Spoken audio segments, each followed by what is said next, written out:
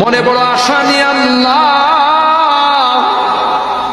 তোমার শাহী দরবারে ভিক্ষুকের মতো হাত বাড়াইলা।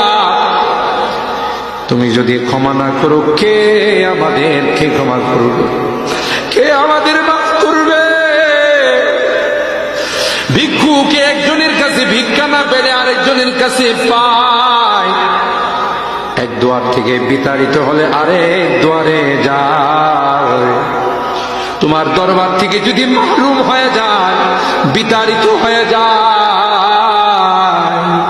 কার কাছে যাব? কে আমাদেরকে ক্ষমা করবে?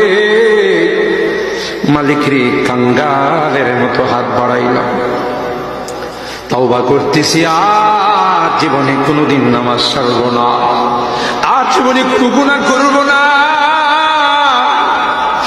আর জীবনে কোনোদিন বেপরদায় চলব না।